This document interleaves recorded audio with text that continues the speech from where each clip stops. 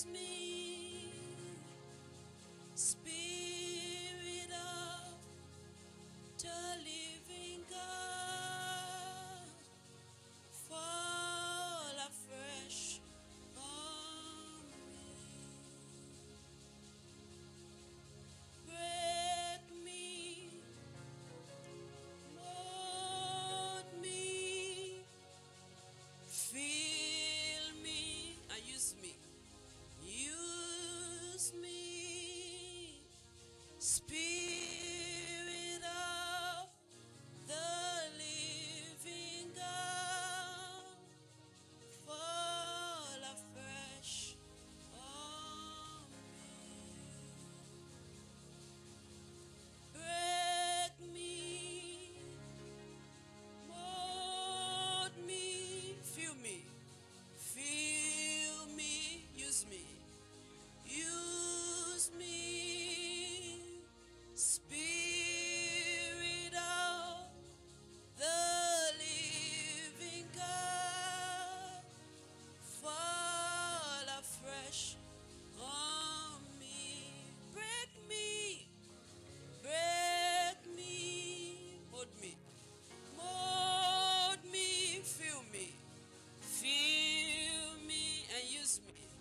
Use me, Spirit of the living God, fall afresh on.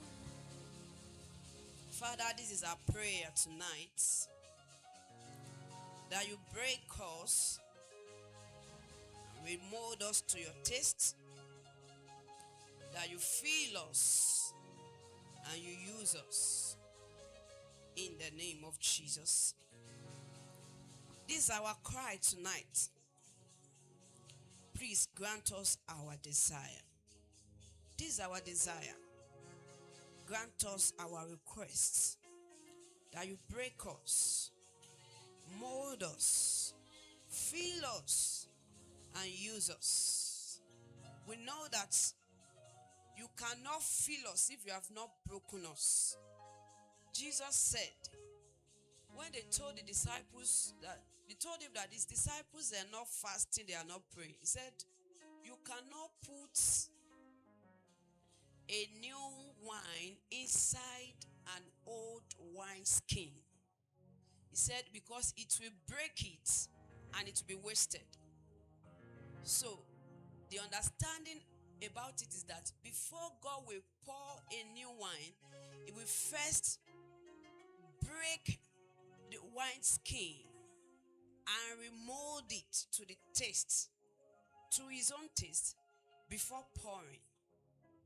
Because if it's not broken down, the new wine that is bringing will break it, will rent it, and it will not be useful, and the wine will be wasted. Lord, tonight we present ourselves to you, that you break us, mold us, fill us, and use us. In Jesus' name we have prayed. Amen. Hallelujah. I bless God for this great privilege. I'm so glad to be in God's presence, and I appreciate God's servants and everyone. I pray that God's grace will continually multiply in Jesus' name. I want to speak briefly from Luke chapter 3, verse 17. The same story is in Mark chapter 1, verse 8. It was John the Baptist that was giving words about Jesus. He was giving prophecy about Jesus. He said, Luke 3:17 now said, whose fan is in his hand, and he will truly purge his floor, or thoroughly purge his floor, and we gather the wheat into his garner, but the chaff he will burn with fire unquenchable. Verse 18. 16. Sorry, 16 is my emphasis. And John answered, saying unto them, I indeed baptize you with water, but one mightier than I cometh, the latches of whose shoe I am not worthy to unloose. Let's take that phrase together. If you are there, want to go. He shall baptize you with Holy Ghost and with fire. Hallelujah. This message came to my heart in Ore. I thought I'll be able to preach, but I was not able to preach. But it came to my heart again to share it. He said, I baptize you with water. But this Jesus that is coming, his own baptism will not be with water. He said it will be with the Holy Ghost. So when I checked the meaning of baptism, they gave me 3 words. The first word they gave me was sparkling. This is what we do in Anglican church. They want to baptize you, they will sprinkle water on you. Even though some say it's not true baptism, because of this definition, so I can say it's true baptism. So the first definition is sparkling water. That's what they did for me. The second definition is pouring. Then the third definition is immersing. The one that is widely accepted in the body of Christ is that immersion. And the one we saw through the film of Jesus that John the Baptist,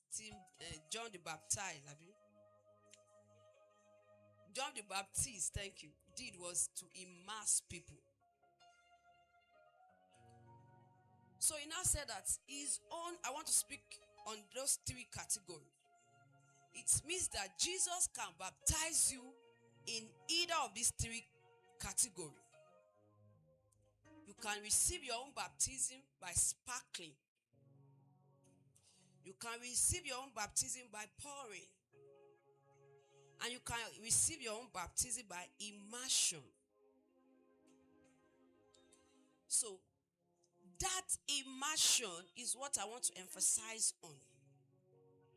That Jesus, your own experience of the Holy Spirit is to experience of Jesus' baptism is that he will immerse you in the Holy Ghost. Someone shout hallelujah. You will not just have the Holy Ghost. No, everyone that's given his or her life to Jesus has been given the gift of Holy Spirit. Whether you use him or not, whether you know you have him or not. But in as much you have received the Holy Spirit, the gospel of Christ is automatic gift. So I will call that one sparkling. Permit me by this study. Then pouring, I want to call it a further step. When you begin to pant for more of him. When you begin to desire this Holy Spirit, I really want to know him. They said he's a person. They said he is him. He is not it. They said he has power. Really? They said he's the same power that raised Jesus from the dead. So when you begin to pant and you begin to test, Bible says on that thirsty soul, he will do what? He will pour water. So that's the second category. That is pouring. But this third category is the category that after you have been panting, then you will now surrender. When you want to do baptism, you know they don't force you. Even though it's not, I've not experienced it, but I know it's not. They will put your whole head. So you have to seize your breath. It's a sign of total surrender. So when, after you you have longed, you have thirst for him, and the water, the person of the Holy Spirit is being poured on you, and you continue further, and you begin to surrender to his lordship, because Bible says the Spirit is Lord. In 2 Corinthians chapter 3 verse 17 said, now the Lord is that Spirit. Because there's difference between you panting and testing and surrendering. Is very different. But when God sees your thirst, when God sees your hunger for him, he begins to require some things and expect some things and begin to give you instruction of some things. Then when you surrender to him, that's when he can immerse you in him. Somebody shout hallelujah. And according to Ezekiel chapter 37, we can call this third part of immersion like when this overflow level of the Spirit. When they immerse a person inside water, the head of the person is buried. All the part of the person is soaked. The only thing they see, everyone can see there, is the water. And the good part of the Holy Spirit dimension is that you will not come out.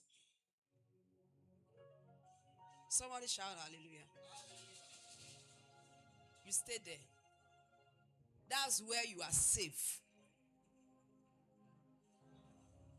That's where, no, thank God for this healing. I want to connect it to healing now. If they discover 1 million type of, because they've discovered another virus now, hope we know. Yes. I did not even check it. I was just strolling. I said, I don't want this one. I didn't master, I didn't study it. I just scroll. So no matter the disease that we enter into this earth, that we flood the earth, in as much you are immersed in the Holy Ghost, it will never come near. And that's what I want to emphasize. Yes, God will heal us. But the main target of God for us is to be in sound earth. And this can be cheaply achieved when you are immersed in the Holy Ghost. Like the illustration Bishop Chus gave us, that a lot of fishes, you know, if you put your hook inside the water, there are some fishes that are coming up that you can easily catch. But there are some fish that they live in the depths of the ocean. You may never catch them, even if you use the net of this world, unless by the word. Somebody shout hallelujah. So when we are immersed in the baptism of the Holy Spirit will overwhelm us. We'll be immune. I checked the meaning of immunity. It is to develop resistance. Is to be exempted. Is to free pass. Hallelujah. So sound earth and vitality will be chiefly achieved when we immerse ourselves in the Holy Ghost. When you allow Jesus to baptize you in immersion, by putting you totally in the Holy Ghost. When all of you is buried in him, that's when that scripture will be fulfilled, that in him we live, in him we move, and in him what? We have our being. We are studying in him. We are going to market in him. We are at home in him. We are traveling with him because we have released ourselves to be immersed in him. So anything that comes, we just pass. Any demonic arrow, we pass. Any disease, any virus, we pass. We will not be, oh God, share this virus will also take me. Never. But it requires total surrenderness. Holy Spirit will never force anyone. I pray that our own experience will be this third category in the name of Jesus. If your own is just sparkling, you will catch virus. Or pouring. Your own pouring is healing. Oh, some headache heal. Oh, tomorrow stomach pain. Because the Holy Spirit will be coming and pour. When it's pouring, it will be cleansing you. That is the second category. But the third category, nothing shall by any means hurt you. That's the third category. Can we just bow our heads tonight and pray? Lord, immerse me in the Holy Ghost. For total health and vitality, let my whole being be baptized, be buried in the Holy Spirit. Let me take my being, my living, my moving, my existing, let it be in the Holy Spirit. Baptize me fully in the Holy Ghost, in the name of Jesus. He said, we will not be afraid of the arrow that flies in the day or the night. Why? It's because we are in him. We are immersed. Our totality, our family, business, ministry, everything is in him. Malekata shakata katayaba. Melegedebo shekete yaba yaba yaba. Mashakataya. Immerse me in the Holy Ghost. Give me the baptism of immersion. Give me the baptism of taking my own being inside the Holy Spirit. Melegedebo shakataya bakasate yaba yaba. Melegedebo shekete yaba yaba. Eleya bala bala bo shakata leya. And we pray that as the word of God will be coming, as God's servant will be in ministry, that the Holy Spirit will be immersing us, will be taking us in the name of Jesus. In Jesus' name we have prayed. How we can get this done briefly is by, after you have surrendered to you, intense praying the Holy Ghost. Intense. Even if you cannot pray with your mouth, whether you are outside or you are in school, you engage your mind. That connection with him will be tight. Every free opportunity, you connect yourself. You know, it's not easy to be immersed because sometimes you quickly want to. So if flesh or something want to bring you out, you still bring back yourself into it. Father, we thank you. We bless your name. Thank you because it is your will that will be in sound earth. Pray that you buried us in the Holy Ghost. Baptize us by immersion. Let our total being be in him. Help us to live in him, to move in him, to have our existence in him.